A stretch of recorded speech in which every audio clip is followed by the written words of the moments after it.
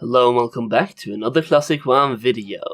So today I will talk about which items I have been investing in for Phase 5, and basically telling you guys which items you should sell at the announcement or release of Phase 5. I will also give you a slight explanation on the items, but since I have covered the items earlier in previous videos, I will keep the explanations short, and if you want further insight on my Phase 5 investments, you can watch my videos on the subject, as I have about 5 different videos on different types of Phase 5 investments, ranging from AQ war effort materials, to raiding materials, to crafted gear and BOE gear, and a lot more. I also have a sell alert text channel on my Patreon Discord, where I alert you when I think it's time to sell certain items, so if you want a notification in real time on Discord of when to sell certain items, sign up to my Patreon and join my Patreon Discord through the email you receive once signing up.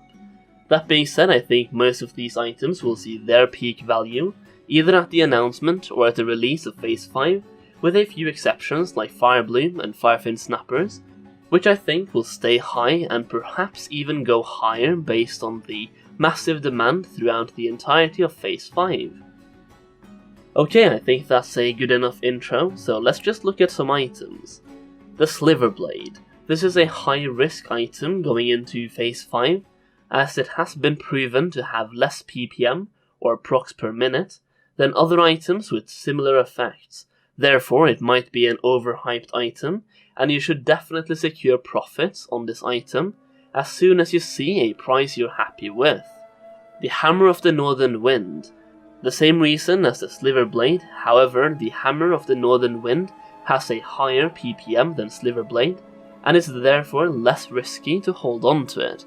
That being said, I think the hype for both of these items will spike prior to Phase 5's release, as people like to stock up in advance. Firebloom. I speculate that Phase 5 will bring us quite a few layers with the opening of the AQ gate, and once layers come back, Firebloom prices will crash like crazy. The average price was cut in half with the re-addition of layers in Phase 4, so I would say something similar could happen in Phase 5. However, Firebloom is at a semi-peak right now, and should spike even more at Phase 5's release, because once again people like to stock up in advance, so sell them at Phase 5's announcement, and rebuy them a couple of weeks after layers have done their work. Firebloom is used to make brilliant wizard oils and elixirs of greater firepower, both of which will be in huge demand for the rest of Classic WoW. Elemental Earth. Once again, people like to stock up in advance, and there are tons of investors out there, so you want to try to sell it while other people are not. Some people might hold on to their Elemental Earth until the raid opens, and if too many people do that, it will crash the market once every investor tries to offload their supply at the same time. Massive undercuts and massive competition, making it more difficult to sell, and the massive undercuts would also drive the prices down. You should also sell Elemental Water for the same reason as Elemental Earth. Farfan Sniper is the same as the Elemental Earth and the Water and Firebloom. Basically, people will stock up early, and it's also used in crafting the Elixir of the greater firepower.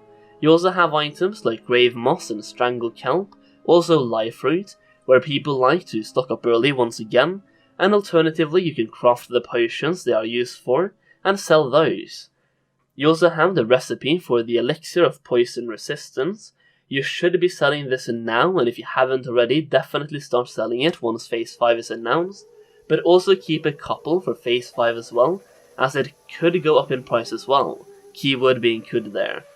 Personally, I have about 25 of these recipes, and I'll just sell up to 20 of them before Phase 5 comes out, and save 5 to sell in Phase 5 as well, just in case the price spikes. You also have recipe for the Greater Nature Protection Potion. If you've invested in any of these, or you have some in your bank, this is the perfect time to sell them, as both raiders, investors, and goldmakers will be looking for them, and basically the demand will be higher than usual, meaning the gold making potential is also at a peak. Shadow Resistance Rings and Nature Resistance Rings are also great to sell at the announcement, as people want to secure their gear before the raid comes out, to once again be as prepared as possible, but also know that they have the magic resistance they need. If you wait with buying your nature resistance rings until 1 hour before the raid, there's no guarantee there will be any on the auction house, so people will secure the gear they need early on. You should also be selling any AQ war effort materials. Sell them before Phase 5 comes out, preferably a day or two after the announcement. If you do play on a higher populated server, you should definitely sell them now, and if you play on a smaller one, then you could get away with keeping them and selling them when people are doing the quest. Basically, just make your own choice, but if you're on a small server, you could keep them, and the higher populated your server are, the more you want to sell them right now. Essence of Earth, these are used in crafting, the Titanic leggings, arguably best in slot lengths for plate users, and they should see an increase in price. Essence of Air, these are used in the new enchant called Superior Agility, where you enchant gloves with plus 15 agility. These are the best in slot for pretty much any agility user, both max level and twinks. Heart of Fire, these are used in the transmute for elemental fire, and obviously if you are an alchemist you should transmute it instead of selling it, but Heart of Fires will see a higher price in Phase 5 than it did in Phase 4. Large Venom Sac. These are used in crafting the Elixir of Poison Resistance, which can be quite useful for certain boss fights in Phase 5. Righteous Orbs are used for a lot of new enchants, including new weapon enchants, and the enchants for healing power. Additionally, we have seen Blizzard stepping up their game on banning bots, which could also indicate less supply of Righteous Orbs over time, which in return will cause a higher price because of supply versus demand. And let's just talk about some other speculative items as well. Large Brilliant Shard. Honestly, not too sure about if you should sell this at Phase 5's announcement or not, because I think it will become more and more valuable the longer into Phase 5 we get, due to how much it will be used in weapon oils, plus the fact that you no longer get them by disenchanting epics, which should drastically decrease the supply, and therefore also increase the price.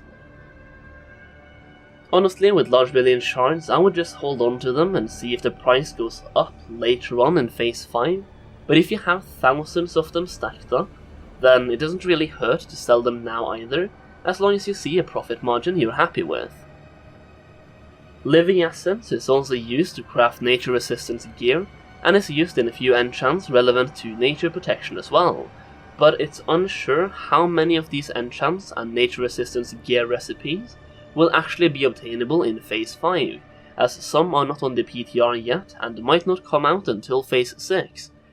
However, I do think Living Essences should go up in price, but I'm not really sure if it will go up enough to actually be worth investing in, especially considering the risk versus reward here, since if too many people invest in it and it doesn't go up significantly, the market could become overloaded with them, and if the demand doesn't meet the supply, then prices will tank.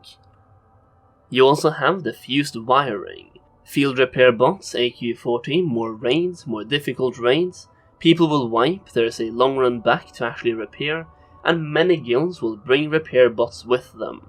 These could actually see a quite significant increase in price, and in my opinion it's one of the less known investments by the regular player, unless they are raiding.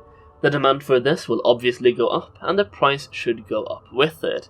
Honestly, this could be one of the best investments to do, and the earlier you bought them, the better off you are, and you'll be gaining a ton of profit on them.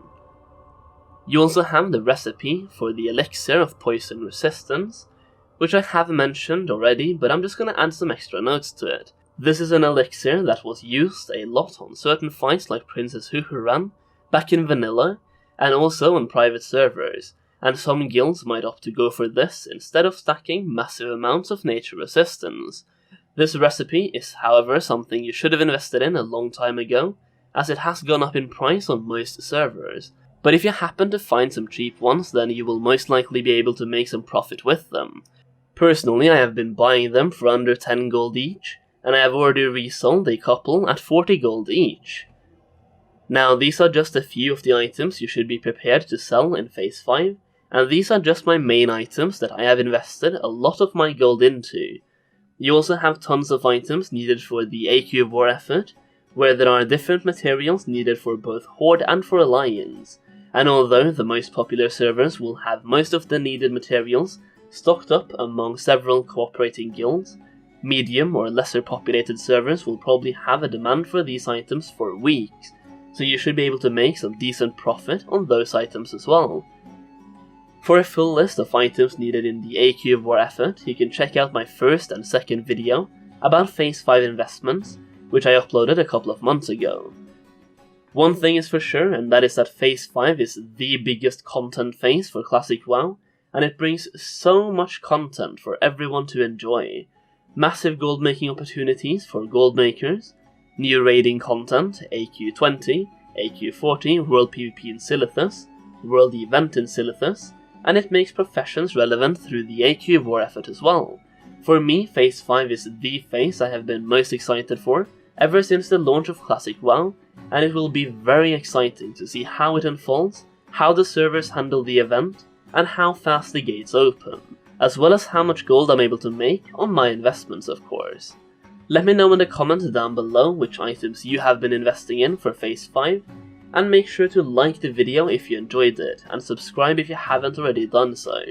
That's it for now, thank you so much for watching, and I will see you in the next video.